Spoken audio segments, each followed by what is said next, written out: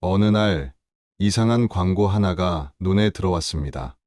실버 누드 모델 구인. 웃어야 할지 넘겨야 할지 손이 망설였습니다. 그런데 이상하게도 화면을 넘기지 못했습니다. 마음 한구석이 묘하게 건드려졌다고 해야 할까요? 그렇게 사라지듯 살아가던 어느 날 그 낯선 구인 글이 저를 멈춰 세웠습니다. 그리고 그 작은 망설임이 인생의 방향을 바꾸게 될 줄은 그땐 정말 몰랐습니다. 저는 그냥 누군가의 시선 안에 한 번쯤 다시 존재해보고 싶었는지도 모르겠습니다. 이야기가 궁금하셨다면 구독과 좋아요 눌러주시고 끝까지 함께해주세요. 당신의 따뜻한 관심이 다음 이야기를 이어갑니다.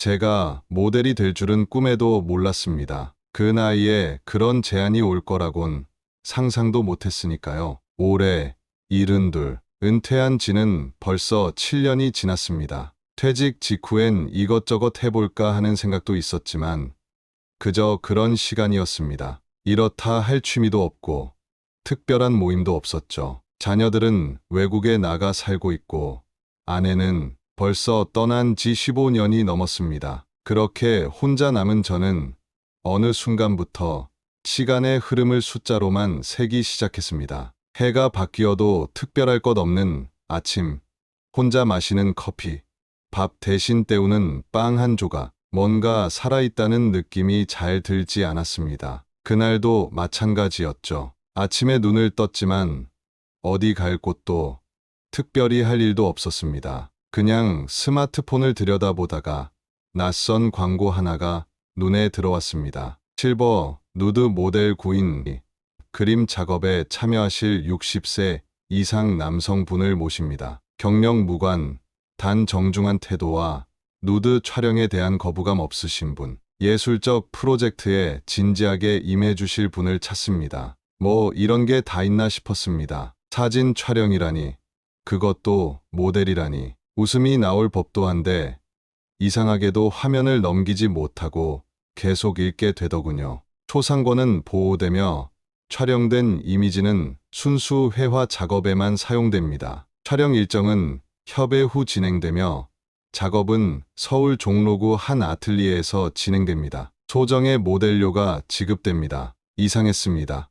말투가, 단어 하나하나가 단순한 모집 글 같지 않았습니다. 사진을 넘기듯 계속 스크롤을 내리다 보니 마침내 한 장의 이미지가 눈에 들어왔습니다. 낯선 여성이 그린 그림이었습니다. 흑백의 연필화, 피사체는 중년 이후의 남성. 누군가를 있는 그대로 담은 듯한 그 그림은 거칠지 않았고 오히려 따뜻한 선으로 가득했습니다. 마치 이 사람이 살아있는 것처럼. 저도 모르게 메시지를 남겼습니다. 안녕하세요. 혹시 아직 모델 모집 중이신가요? 정확히 10분쯤 지나서 답장이 왔습니다. 네, 현재도 작업 중이고 새로운 인물을 찾고 있습니다. 혹시 연락 가능한 전화번호를 주실 수 있으실까요? 그렇게 우리는 통화를 하게 되었습니다. 그녀는 이름을 서진이라고 했습니다. 목소리는 또렷했고 생각보다 젊어 보였습니다.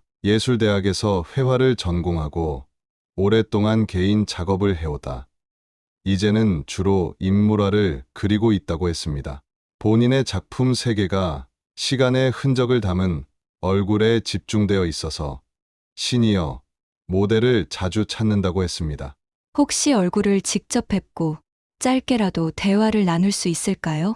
망설였습니다. 누군가를 만난다는 게, 그 중에서도 모르는 여성을 만난다는 게 쉽지 않았으니까요.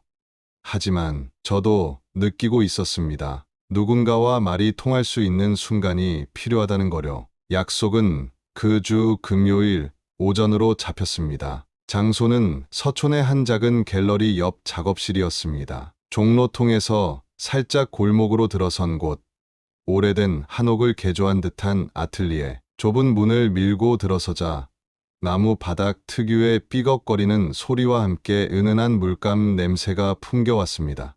김인호 선생님 맞으시죠? 그녀는 생각보다 더 젊었습니다. 제 또래라고 상상했는데 60세를 조금 넘긴 듯한 인상이었죠. 긴 머리를 뒤로 묶은 채 앞치마를 두르고 있던 모습이 어쩐지 낯설지 않았습니다. 네, 처음 뵙겠습니다. 우리는 그렇게 첫 대면을 했습니다. 작업실 안은 아늑하고 정돈되어 있었습니다. 이젤 위엔 완성되지 않은 그림 한 점이 있었고 선반 위에는 사용 중인 붓과 물감들이 가지런히 놓여 있었습니다. 그녀는 제게 차를 건넨 뒤 자연스럽게 저를 바라보며 말했습니다. 실례가 안 된다면 오늘 잠깐 앉아 계시는 것만으로도 충분할 것 같아요. 굳이 포즈를 취하지 않으셔도 괜찮습니다.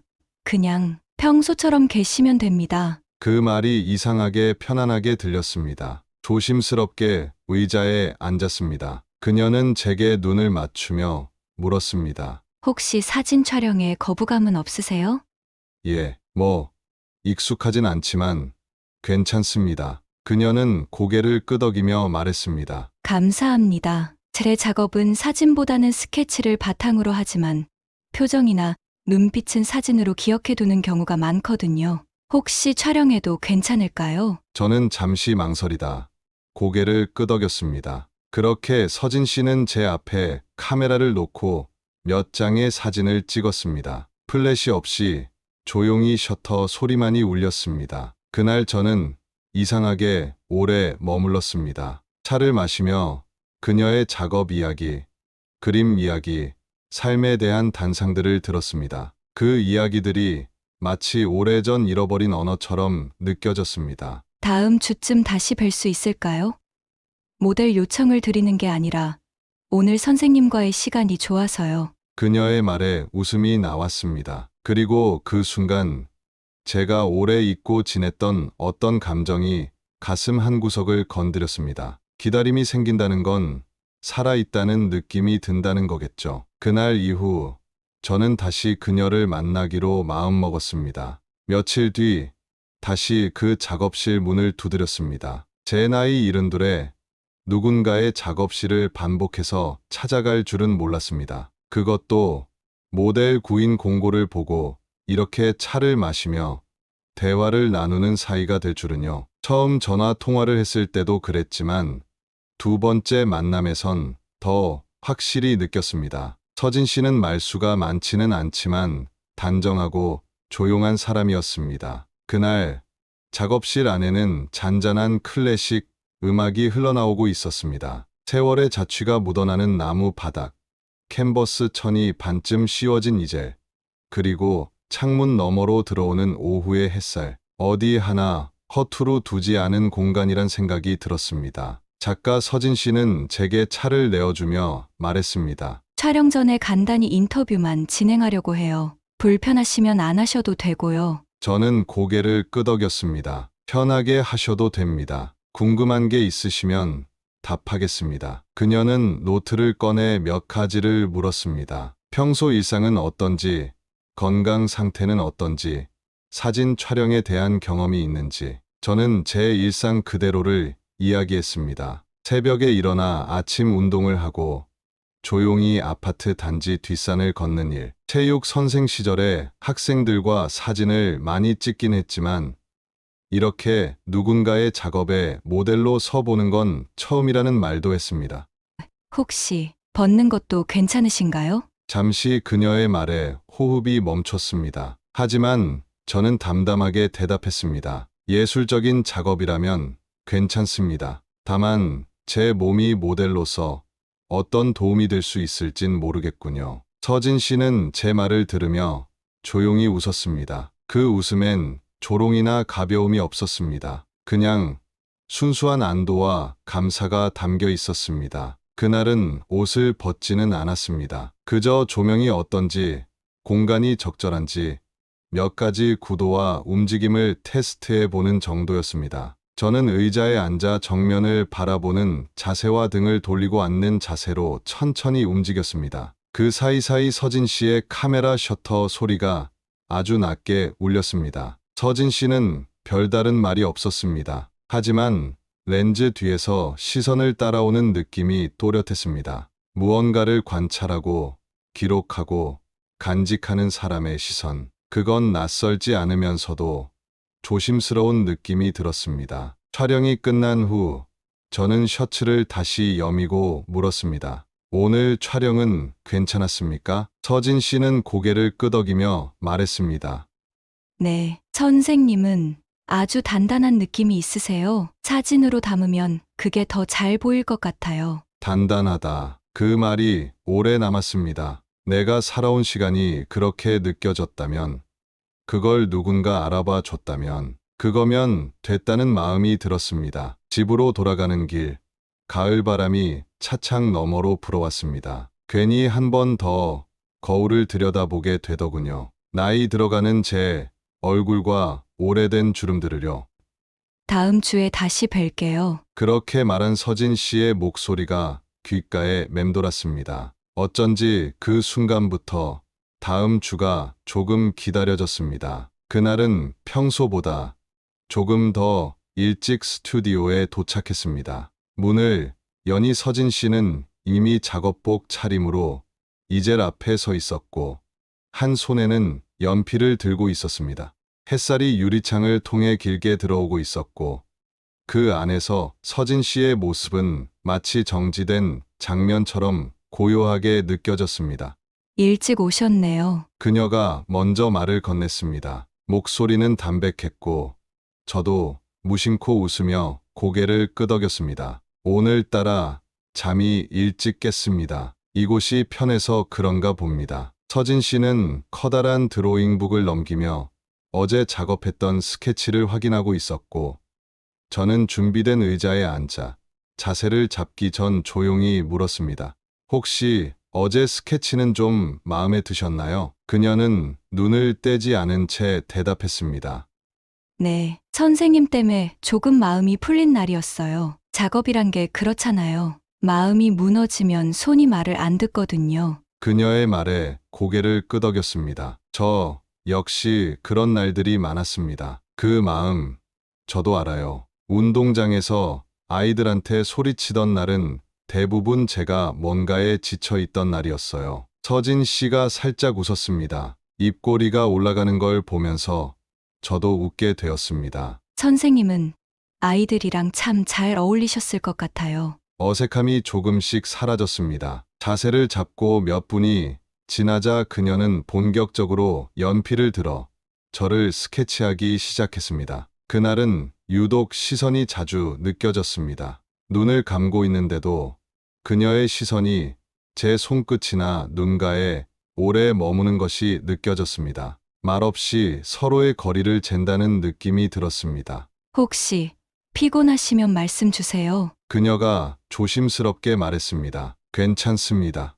오히려 집중하게 돼서 좋아요. 그날의 작업은 조금 길게 이어졌습니다. 1시간이 넘어갈 즈음 그녀가 의자를 제 옆으로 끌어당겨 왔습니다. 스케치를 저에게 보여주기 위해서였습니다. 조심스레 건네받은 그 종이 위에는 제 모습이 어딘가 날카롭고도 단정하게 그려져 있었습니다. 단순한 윤곽이 아니라 얼굴에 드리운 무게감 같은 것들이 그대로 살아 있었습니다. 생각보다 많이 늙었네요. 제가 말하자 그녀는 웃으며 고개를 저었습니다. 그게 멋있다고 생각했어요. 뭔가 단단해 보이고 그냥 흔들리지 않는 느낌? 그 말을 듣고 나니 얼굴이 조금 뜨거워졌습니다. 칭찬이라고 생각하고 받아들이기까지 시간이 걸렸습니다. 혹시 괜찮으시면 오늘은 여기까지 하고 차 한잔 하실래요? 서진 씨가 말했습니다. 저는 잠시 망설이다가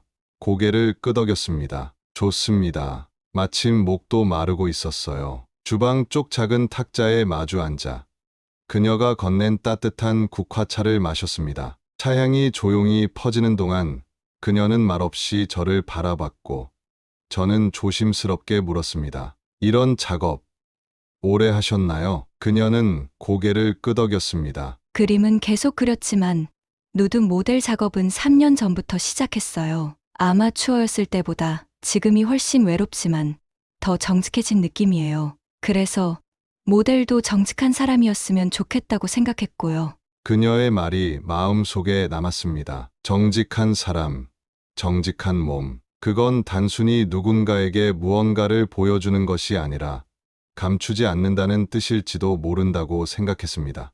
그날의 차 한 잔은 짧았지만 오래 남았습니다. 스튜디오를 나서며 그녀가 문 앞까지 따라 나왔습니다. 다음엔 조금 더 편하게 그릴 수 있을 것 같아요. 저도 마찬가지입니다. 다음엔 조금 더 편하게 앉아 있겠네요. 서진 씨가 웃었습니다. 그날 이후 저는 그 시간을 기다리게 되었습니다. 단순히 모델로서가 아니라 누군가와 대화를 나누는 느낌이 좋았습니다. 제게도 아직 누군가와 이어질 수 있는 마음이 남아 있었다는 게 놀라웠고 또 다행이었습니다. 다음 만남이 기다려졌습니다. 저는 점점 그녀가 궁금해졌고 또 그녀가 저를 어떻게 바라보는지가 궁금해졌습니다. 그날도 여느 때처럼 아틀리에로 향했습니다. 바람이 불어오는 오후였고 골목길의 나무잎이 바스락거리며 인사를 건네는 듯했습니다. 그곳을 찾는 것이 이제는 낯설지 않았습니다. 대문을 지나 계단을 오를 때마다 무언가 익숙한 감정이 제 속에 고요히 번지고 있었습니다. 서진 씨와의 작업이 반복될수록 제 일상은 그곳을 중심으로 천천히 변해가고 있었습니다. 문을 열자 서진 씨가 이미 캔버스 앞에 서 있었습니다. 여전히 붓을 들고 있었고 저를 보고는 고개를 살짝 끄덕였습니다. 인사는 짧았지만 그 안에 담긴 온도가 분명해졌다고 느꼈습니다. 저는 모델용 가운을 걸치고 정해진 위치에 섰습니다. 처음에는 어색했던 포즈와 침묵이 어느새 저에게는 안온한 루틴이 되어 있었습니다. 그녀는 오늘도 말이 없었고 저는 묵묵히 자세를 유지했습니다. 시간이 흘렀고 그녀는 그림을 멈추고 잠시 의자에 앉아 물을 마셨습니다. 그때였습니다. 그녀가 조용히 말했습니다. 오늘은 유난히 빛이 부드럽네요. 그 말에 저도 모르게 고개를 돌려 창 쪽을 바라보았습니다. 창문 틈으로 들어온 오후의 햇살이 벽을 타고 흘러내리고 있었습니다. 그녀가 다시 붓을 들었습니다. 어떤 날은 그런 빛 덕분에 사람이 표정이 달라 보이거든요. 저는 대답 대신 작은 미소를 지었습니다. 그날 작업이 끝나고 저는 옷을 갈아입고 문을 나서려다 문득 거울 앞에 멈춰 섰습니다. 늘 지나치던 그 자리에 비친 제 얼굴이 낯설게 느껴졌습니다. 아니, 낯선 게 아니라 누군가의 눈으로 새롭게 비춰진 느낌이었습니다. 그녀의 그림 속에 담긴 제가 어떤 모습일지 궁금해졌습니다. 밖으로 나오며 하늘을 올려다보았습니다. 저녁이 가까워지고 있었고 하늘빛은 물처럼 흐리고 있었습니다. 발걸음을 옮기며 괜히 코트를 한번 여며보았습니다. 마음이 이상하게 붕 떴습니다. 어쩌면 저는 조금 들떠 있었는지도 모릅니다. 늙은 사람이 무슨 설렘이냐며 스스로를 타이르면서도 그 감정을 지우고 싶지는 않았습니다. 며칠 뒤 또다시 작업이 있던 날이었습니다. 그녀는 그날따라 다소 지쳐 보였습니다. 붓을 들고 있는 손에 미세한 떨림이 있었고 눈가에는 피로가 번져 있었습니다. 저는 자세를 잡은 채로 조심스레 물었습니다. 요즘은 많이 바쁘신가 봅니다. 그녀는 놀란 듯 저를 바라보다가 이내 작게 웃었습니다. 네. 요즘 다른 작업도 병행하고 있어서요. 밤샘이 좀 많았어요. 그녀의 웃음은 조금 슬퍼 보였습니다. 그 순간 저는 이 여인이 그저 화가가 아니라 자신의 세계 안에서 고독하게 싸우며 버텨내는 사람이라는 걸 느꼈습니다. 그녀는 강한 사람이었습니다. 하지만 그만큼 혼자였고 지쳐있는 얼굴이 낯설지 않았습니다. 언젠가 제 아내가 그랬던 것처럼요. 그림을 그린다는 건 어떤 기분인가요? 제가 조심스럽게 물었습니다. 그녀는 붓을 멈추고 한참을 생각하더니 조용히 대답했습니다. 사람을 그린다는 건 그 사람을 오래 보는 일이죠. 그 사람의 표정이나 몸의 흐름을 오래 보고 또 보는 일이에요. 그래서요. 쉽게 잊히지 않아요. 그 말이 마음에 남았습니다. 저는 그녀가 오래 본 사람 중 하나가 된 것일까요? 아니면 그녀의 기억에 스쳐 지나가는 인물일 뿐일까요? 작업을 마치고 돌아가는 길, 저는 일부러 천천히 걸었습니다. 익숙한 동네 골목길을 돌고 카페 창가에 비친 제 모습을 힐끗 보기도 했습니다. 그날따라 모든 풍경이 조금 다르게 보였습니다. 그녀의 눈으로 세상을 본다면 이런 느낌일까요? 집에 돌아와 씻고 나서도 쉽게 잠들 수 없었습니다. 창밖을 보며 앉아있던 저는 문득 다시 그 아틀리에에 가고 싶다고 생각했습니다. 모델로서가 아니라 그냥 누군가의 시선 속에 머물 수 있는 사람으로서요. 저는 알고 있었습니다. 이런 감정을 느끼는 나를 말릴 수 없다는 것을. 저는 지금 누군가를 향해 천천히 움직이고 있었습니다. 늦은 나이에도 말입니다. 그날은 햇살이 유난히 밝았습니다. 아틀리에 창으로 들어오는 빛이 유리창을 넘어 화폭에 고요히 앉아 있었습니다. 문을 열고 들어서자 서진 씨는 평소처럼 작업대에 앉아 있었지만 오늘은 무언가 달랐습니다. 그전까지와는 다른 공기가 느껴졌습니다. 안녕하세요. 제가 인사를 건네자 그녀는 고개를 들고 잠시 웃었습니다. 어서 오세요. 짧은 인사였지만 그 속에 담긴 힘이 조금 약해 보였습니다. 그녀는 붓을 잡은 채 캔버스가 아닌 창밖을 바라보고 있었습니다. 마치 그 안에 어떤 대답이라도 있는 것처럼 말입니다. 오늘은 손보다 마음이 더 무거우신 날인가요? 제가 조심스레 묻자 그녀는 가만히 웃었습니다. 그리고는 붓을 내려놓고 커피잔을 들었습니다. 식어버린 커피를 한 모금 마시더니 고개를 떨구며 말했습니다. 그럴 때도 있지요. 가끔 얼굴 말고 마음이 그려지려 할 때가 있거든요. 마음이요? 한 사람을 오래 지켜보면 그 사람의 겉모습보다 마음이 먼저 보여요. 웃고 있어도 울고 있는 표정이 그려지기도 하고요. 저는 아무 말도 하지 못했습니다. 그녀의 말이 그림처럼 느껴졌습니다. 보이지 않지만 그려지는 어떤 감정들, 그런 말이었습니다. 그녀는 이어 말했습니다. 그림을 그리기 시작한 것도 그런 이유였어요. 놓지 못한 마음이 있어서요. 그 말에 저는 눈을 들었습니다. 처음으로 그녀가 그림을 그리게 된 이유를 말해준 것이었습니다. 동생이 있었어요. 아주 오래전에요. 그 아이가 살았다면. 말을 멈추고 그녀는 조용히 창밖을 바라보았습니다. 그 눈빛이 깊었습니다. 멀리 아주 먼 시간을 보고 있는 듯했습니다. 그 아이가 살았다면 선생님처럼 나이 든 얼굴이 됐을까요?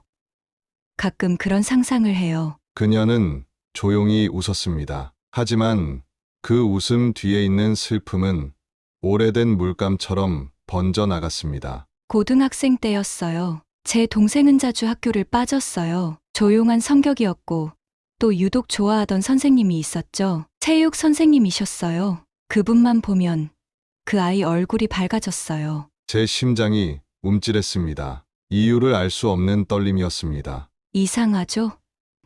아직도 생생해요. 운동장을 뛰던 모습, 체육복 입고 돌아오던 뒷모습, 이름 부르며 웃던 소리까지도요. 그녀의 말은 흐르듯 이어졌지만 그 안에는 오랜 침묵이 담겨 있었습니다. 이제야 꺼내는 말, 그 누구에게도 말하지 않았던 듯한 고백이었습니다. 저는 문득 스케치북을 들여다보았습니다. 그리고 그 속에 있는 연필 선으로 그려진 한 소년의 얼굴을 보았습니다. 이마와 눈매가 낯익었습니다. 하지만 금세 떠오르지 않았습니다. 기억은 조용히, 아주 조용히 수면 아래서 꿈틀거렸습니다.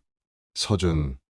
그 이름이 떠올랐을 때 제 뒷덜미가 서늘해졌습니다. 제가 체육교사로 일하던 시절, 운동 능력은 부족했지만 누구보다 열심히던 아이, 친구들에게 놀림받을 때마다 제가 따로 남겨 체력 훈련을 시키던 아이, 그 아이의 이름이 서준이었습니다. 제가 기억하는 마지막은 그 아이가 갑자기 학교에 나오지 않았던 어느 날이었습니다. 자세한 이야기는 들을 수 없었고 저는 그저 전학을 갔나 보다 정도로 넘겼던 것 같습니다. 아니, 그렇게 넘기고 싶었는지도 모르겠습니다. 그림 속 소년이 그 아이와 너무도 닮아 있었습니다. 서진 씨, 그 아이 이름 여쭤봐도 될까요? 제가 조심스럽게 묻자 그녀는 아주 잠깐 망설였습니다. 하지만 곧 눈을 마주하며 말했습니다. 서준이에요. 그 순간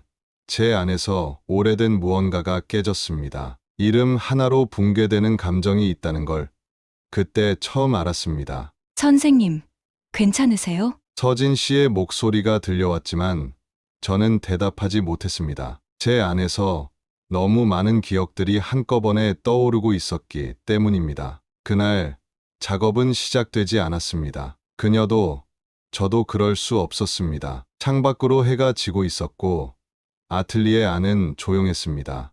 오늘은 이만 가보세요. 다음에 다시 그릴게요. 아틀리에를 나서는 길, 마음이 참 이상했습니다. 그녀의 말, 그림, 속 소년의 얼굴, 그리고 잊고 지냈던 아이의 이름. 혹시 그 아이가 맞다면 가슴 한쪽에서 묻어뒀던 기억이 조용히 고개를 들었습니다. 죄책감인지 두려움인지 알 수 없는 감정이 등줄기를 타고 내려왔습니다. 차창에 비친 제 얼굴을 바라보며 지나간 시간들이 다시 떠오르기 시작했습니다. 밤이 깊어갈수록 방 안은 점점 조용해졌습니다. 텔레비전은 켜진 채였지만 화면 속 말소리는 귀에 들어오지 않았습니다. 저는 소파에 앉아 불 꺼진 천장을 멍하니 바라보고 있었습니다. 서진 씨의 말이 자꾸만 떠올랐습니다. 그 아이가 살았다면 선생님처럼 나이 든 얼굴이 됐을까요?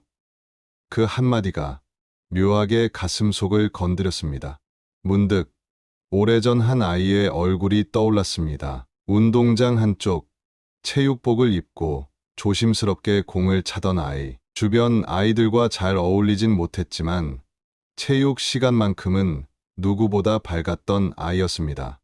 서준. 기억 속에서 이름이 또렷하게 떠올랐습니다. 말수는 적었지만 제 수업만큼은 기다린다고 했던 아이. 수업이 끝나도 혼자 남아 철봉을 연습하던 모습이 지금도 눈에 선했습니다. 저는 조용히 서랍을 열었습니다. 오래전 교직 시절 정리해둔 자료들이 그대로 있었습니다. 체육대회 사진들, 반별 명단, 아이들 성적표 사이에 서준이라는 이름이 적힌 파일이 있었습니다. 사진첩을 펼쳤습니다. 제가 선 채로 제 옆에서 웃고 있는 작은 아이. 그 옆에는 키가 작은 여자아이가 팔짱을 끼고 서 있었습니다. 혹시 이 아이가 서진 씨? 손끝이 떨렸습니다. 가슴 한쪽이 천천히 조여왔습니다. 기억이 하나씩 떠올랐습니다. 그날도 평소처럼 수업을 마치고 운동장을 정리하던 중이었습니다. 서준이는 늘처럼 남아서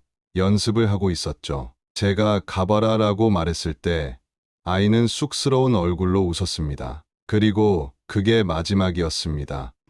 다음 날부터 서준이는 학교에 나오지 않았습니다. 하루, 이틀, 그리고 일주일. 교무실에서 우연히 들은 말이 아직도 기억납니다. 서준이가 갑자기 교통사고를 당했대요. 부모님도 바로 지방으로 내려가셨다고 하더군요. 그 말을 듣고도 저는 별말을 하지 못했습니다. 그저 고개만 끄덕였던 기억. 사정이 있겠지 하고 넘겨버렸습니다. 그 후로 저는 아이의 소식을 더 이상 들을 수 없었습니다. 하지만 정말 그것뿐이었을까요?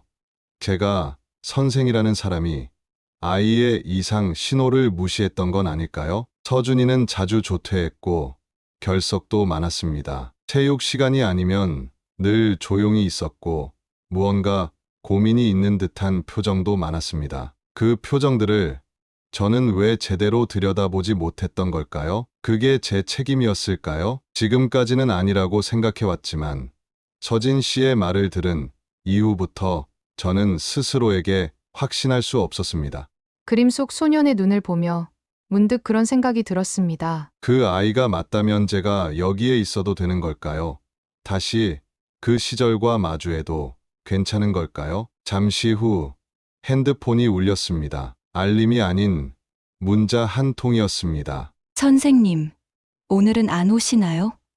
괜찮으신지요? 짧은 문장이었지만 마음에 잔잔한 파문을 일으켰습니다. 저는 한참을 핸드폰만 바라보다가 조용히 내려놓았습니다. 그 문자를 보는 것만으로도 어쩐지 마음이 무거웠습니다. 그리고 다시 혼잣말처럼 되뇌었습니다. 정말 내가 다시 그곳에 가도 괜찮을까? 만약 그 아이가 정말 서진 씨 동생이라면 나는 그 아이를 끝까지 지켜주지 못한 사람이었습니다. 그런 내가 지금처럼 아무 일 없다는 듯 그녀 앞에서 아무 말 없이 모델처럼 서 있어도 되는 걸까요? 그날 이후 더 이상 서진 씨의 문자는 오지 않았습니다. 그저 조용한 시간이 흘렀고 그 침묵이 오히려 저를 더 움츠러들게 만들었습니다. 며칠 동안 저는 아틀리에에 가지 않았습니다. 처음엔 하루 이틀만 정리하자 했던 게 어느새 그 시간이 길어졌습니다. 문자를 보낼까, 전화를 걸까, 그 어떤 것도 쉽지 않았습니다. 무슨 변명을 해야 할까요? 무슨 얼굴로 다시 그곳에 가야 할까요? 그때 잠시 한국에 들어온 딸아이가 말했습니다. 아빠, 아직도 그 집 다니세요? 저는 가만히 딸을 바라봤습니다. 이 나이에 혼자 사는 여자 집을 들락거리는 게 보기 좋아 보여요? 딸은 눈을 피하지 않고 말했습니다. 아빠는 남들 노는 생각도 안 해요? 동네에 소문 다 퍼졌다고요. 그 말에 아무 대답도 할 수 없었습니다. 딸의 말이 틀렸다는 걸 알면서도 아니라고 말할 자신이 없었습니다. 그날 오후 저는 결국 차를 몰고 아틀리에 근처까지 갔습니다. 차 안에서 한참을 머뭇거렸습니다. 들어가지 말자. 괜히 더 어색해질지도 몰라. 하지만 돌아설 수 없었습니다. 무언가를 마주하지 않으면 그 어떤 관계도 앞으로 나아갈 수 없다는 생각이 들었습니다. 이젠 말로 해야지. 저는 그렇게 마음을 다잡고 문을 열었습니다. 아틀리에는 예전과 다르지 않았습니다. 조용한 음악, 바닥에 번진 물감 자국, 그 위에 조심스레 놓인 캔버스들. 하지만 공기의 온도가 조금 달랐습니다. 서진 씨는 고개를 들지 않고 말했습니다. 오셨어요. 그 한마디에 저는 숨을 골랐습니다. 연락도 없으셔서 작업하러 오신 거면 앉으세요. 짧고 딱딱한 말투였습니다. 저는 조심스럽게 의자에 앉았습니다. 그녀는 붓을 들고 있었지만 캔버스를 바라만 보고 있었습니다. 죄송합니다. 조용히 말을 꺼냈습니다. 연락드릴 용기가 안 났습니다. 그저 이래도 되나 싶어서.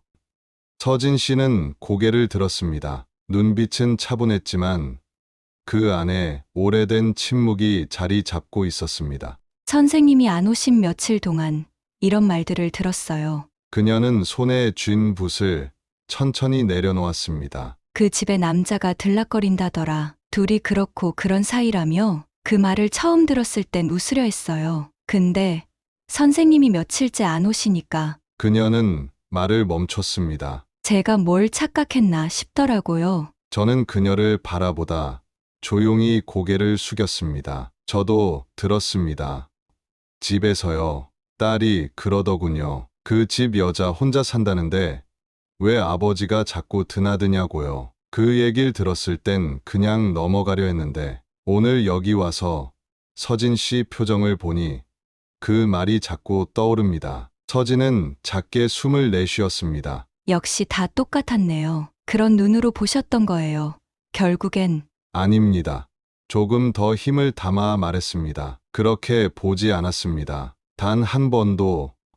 그녀는 제 얼굴을 가만히 바라봤습니다. 그런데 왜 연락도 없이 안 오셨어요? 겁이 났습니다. 제자를 지키지 못했다는 생각에. 지금 와서 그 누나 앞에 선다는 게 죄스러웠습니다. 서진 씨는 다시 고개를 숙였습니다. 그래서요? 그래서 오늘 왔습니다. 도망치지 않으려고요. 둘 사이에 잠시 정적이 흘렀습니다. 서진 씨는 다시 붓을 들었지만 손은 움직이지 않았습니다.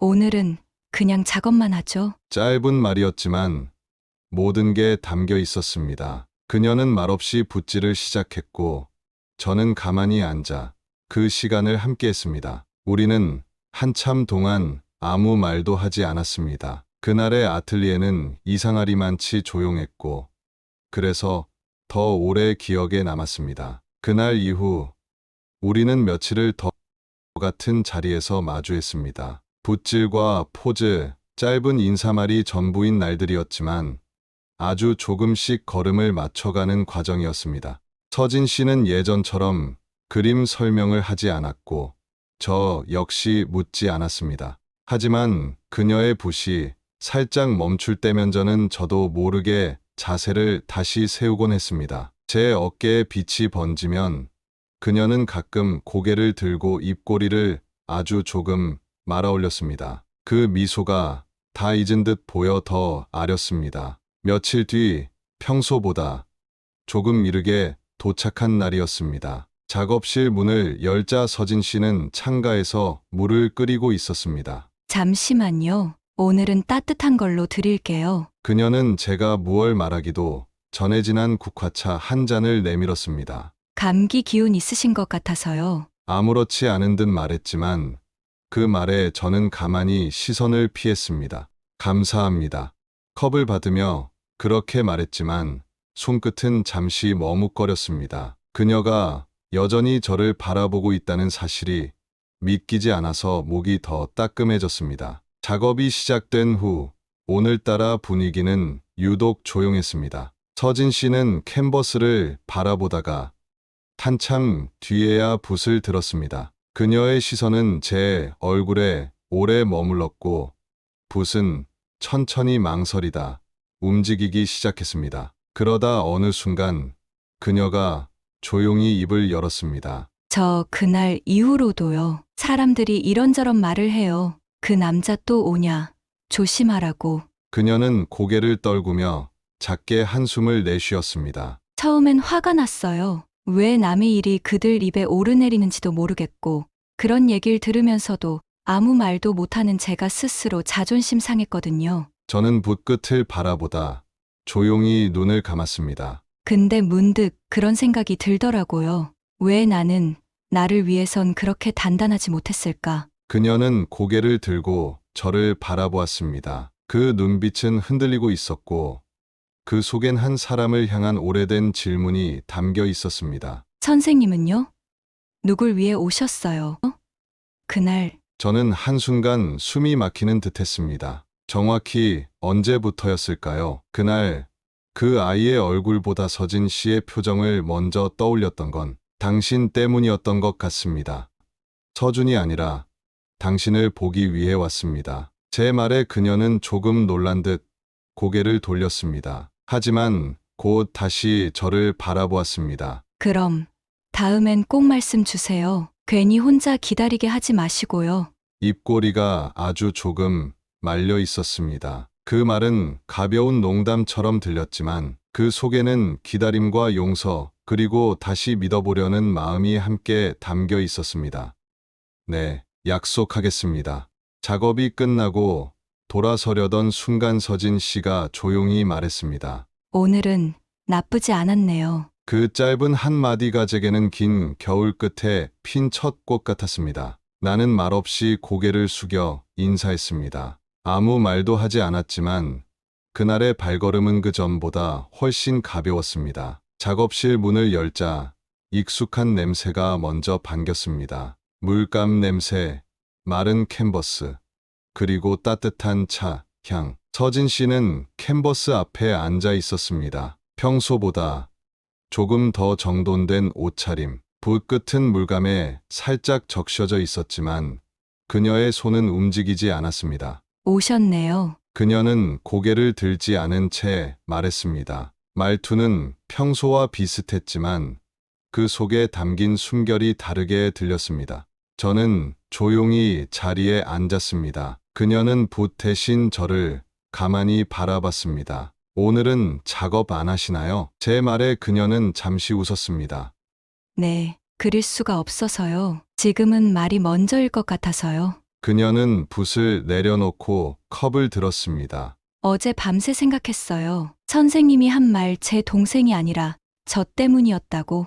그녀는 조심스럽게 컵을 내려놓았습니다. 솔직히 그 말 기뻤어요. 그러면 안 된다는 걸 알면서도요. 그녀는 잠시 저를 바라보다 눈을 내리깔았습니다. 그날 선생님이 돌아서고 난 뒤에 작업실에 혼자 남아 있었어요. 차마 붓도 못 들겠더라고요. 내가 뭘 그렇게 잘못했나. 그런 생각만 하루 종일 맴돌았어요. 그 말에 저는 입을 다물 수밖에 없었습니다. 그래서 결심했어요. 이젠 저도 제 마음대로 살아보기로. 그녀는 의자에서 천천히 일어났습니다. 걷고 싶어요. 괜찮으세요? 저는 조용히 고개를 끄덕였습니다. 작업실 뒤쪽 작은 정원. 우리는 천천히 걸었습니다. 바람이 가볍게 나뭇가지를 흔들고 있었고 그 사이로 햇살이 조용히 내려앉고 있었습니다. 그림이라는 게요. 결국은 누군가를 바라보는 마음이 담겨야 완성되거든요. 그녀가 말을 이었습니다. 그동안 저는 당신을 그리는데 어쩌면 제 감정을 감추려고 했던 것 같아요. 그림을 핑계 삼아 거리를 유지하면서. 그녀는 걸음을 멈추고 고개를 들었습니다. 하지만 이젠 다시 그려보고 싶은 게 생겼어요. 뭔데요? 그녀는 살짝 웃었습니다. 우리 둘의 이야기요. 다만 이번엔 제가 주인공이에요. 저는 그 말에 가슴이 서서히 뜨거워졌습니다. 그리고 조용히 제 목소리로 마음을 전했습니다. 이제 제가 당신 곁에 서겠습니다. 딸의 눈치도, 세상의 말도, 과거도 제가 감당하겠습니다. 당신을 지키는 게 지금 제 가장 중요한 일이니까요. 그녀는 말없이 저를 바라보았습니다. 그 눈빛은 마치 오랫동안 기다려온 신호 같았습니다. 그리고 아주 천천히 눈을 감았습니다. 저는 얼굴을 숙여 그녀의 이마에 입을 맞췄습니다. 짧고 조심스러운 입맞춤이었지만 그 순간 모든 혼란이 멈춘 것 같았습니다. 마치 오래도록 답을 찾지 못했던 문제가 서서히 풀리기 시작한 것처럼. 작업실로 돌아가는 길, 그녀는 제 손등을 살짝 쥐었습니다. 이 손 이제 제 그림에 넣어도 되겠죠? 저는 단단히 그 손을 감쌌습니다. 이젠 함께 그리죠. 같은 그림 안에, 같은 방향으로. 그녀는 웃었고, 저도 미소를 지었습니다. 그날 이후 그녀의 그림은 달라졌습니다. 빛은 더 따뜻했고, 선은 더 부드러웠습니다. 그리고 그 안엔 제가 보였습니다. 스케치북 한 장이 테이블 위에 펼쳐져 있었습니다. 화선지에 옅게 번진 연필선들, 그 안에 낯익은 얼굴이 반쯤 그려져 있었습니다. 제 얼굴이네요. 제가 다가서자 그녀는 살짝 놀란 듯 고개를 들었습니다.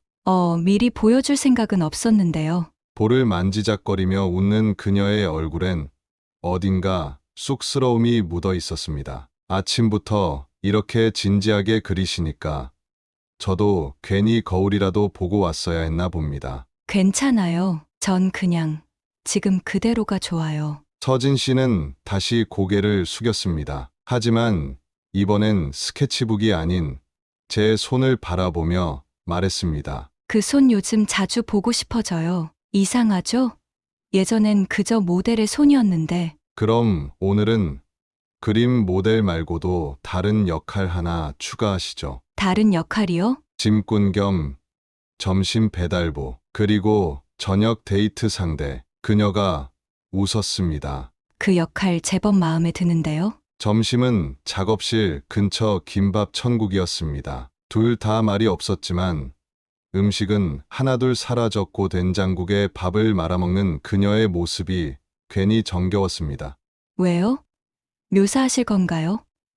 된장국에 밥 말아먹는 중년 여성의 기묘한 식사 습관 뭐 그런 거요? 아니요.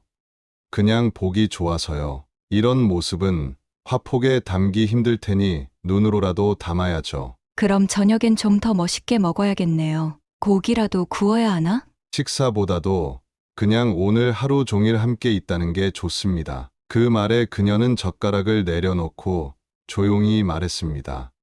저도요. 요즘은 작업보다 상훈 씨와의 시간이 더 기다려져요. 그날 저녁 우리는 작업실 뒤 공원을 걸었습니다. 벚꽃이 막 봉우리를 틔우기 시작한 시기. 공원 벤치엔 어린아이와 엄마, 책을 읽는 노부부, 그리고 저희처럼 조심스러운 중년 커플도 몇 있었습니다. 이렇게 나와 보니 좋네요. 서진 씨가 말했습니다. 예전엔 이런 거 상상도 못 했거든요. 뭐가요? 누군가랑 나란히 걷는 거요. 다들 저를 혼자 사는 여자라고 불렀거든요. 그래서 길을 걸을 땐 항상 누군가의 시선이 따라오는 느낌이 있었어요. 그녀는 고개를 숙인 채 조용히 말을 이었습니다. 근데 오늘은 좀 달라요. 당신이 옆에 있어서 신경이 덜 쓰여요. 그 말에 저는 그녀의 손을 살짝 잡았습니다. 그럼 오늘처럼 계속 걷죠. 신경 쓸 것도 주저할 것도 없이. 그녀는 조용히 고개를 끄덕였습니다. 그리고 잠시 뒤 먼저 제 손을 더 꼭 잡았습니다. 그날 밤 우리는 작업실 창가에 나란히 앉아 국화차를 마셨습니다. 창밖 골목엔 따뜻한 조명이 길게 드리워졌고 그 불빛 사이로 봄바람이 조용히 스며들고 있었습니다.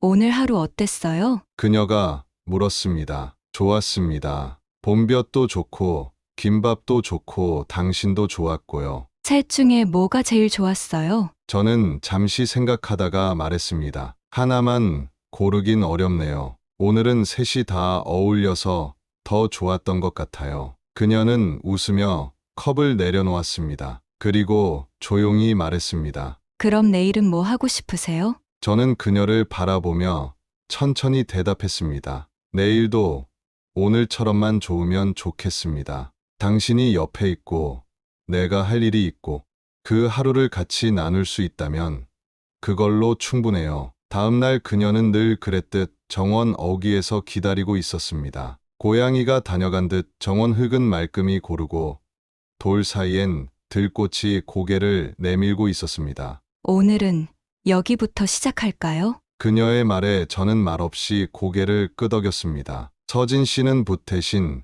작은 가위를 손에 들고 있었습니다. 화폭이 아닌 흙 위에서 색을 고르고 조형을 잡는 그녀의 모습이 낯설지 않게 느껴졌습니다. 여기, 이 꽃 보세요. 이렇게 작고 여린데 해마다 꼭 다시 피더라고요. 그녀는 그 꽃을 꺾어 제 손에 쥐어주었습니다. 오늘 하루, 이 꽃처럼 가볍고 따뜻했으면 좋겠어요. 저는 꽃을 받아들고 잠시 주머니 속에 넣었습니다. 우리는 조용히 동네 공원을 걷기 시작했습니다. 아이들 웃음소리, 자전거 바퀴 굴러가는 소리, 나무 그림자가 발끝을 따라오는 길. 햇살은 따뜻했고 바람은 부드러웠습니다. 요즘은요, 그녀가 말했습니다.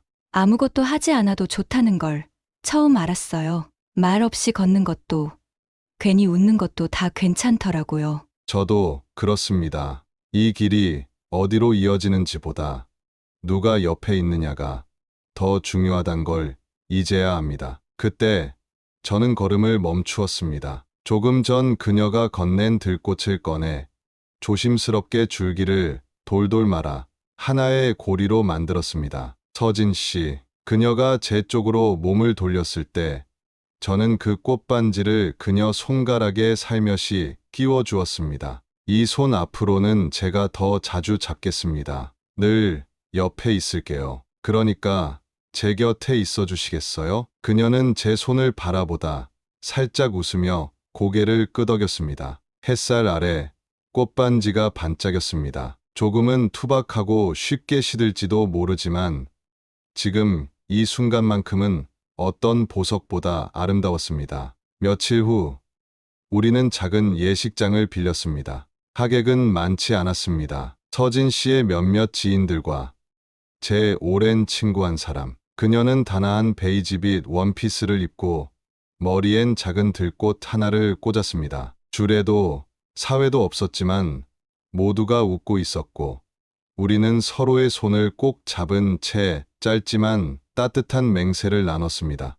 앞으로는 제가 말했습니다. 당신이 혼자라는 생각 절대 들지 않게 하겠습니다. 그리고 저는 그녀가 말했습니다. 당신이 더는 머뭇거리거나 미안해하지 않도록 늘 함께 웃겠습니다. 결혼식이 끝난 뒤 우리는 다시 그 정원을 걸었습니다. 이젠 익숙한 길이지만 걸음은 더욱 나란했고 손은 더 단단히 맞잡혀 있었습니다. 그날 이후 그녀의 작업실은 자연스럽게 우리의 집이 되었습니다. 이젠 매일 아침 같은 창가에서 같은 차를 마시며 하루를 시작하고 어느 계절이 오든 서로의 온기를 먼저 챙기는 것이 익숙해졌습니다. 가끔은 작은 꽃집이 된 아틀리에 앞을 지나는 이웃들이 묻곤 합니다. 두 분은 어떻게 만나셨어요? 그럴 때면 저는 그냥 웃으며 말합니다. 그림 한 장 때문에 시작된 인연이었죠.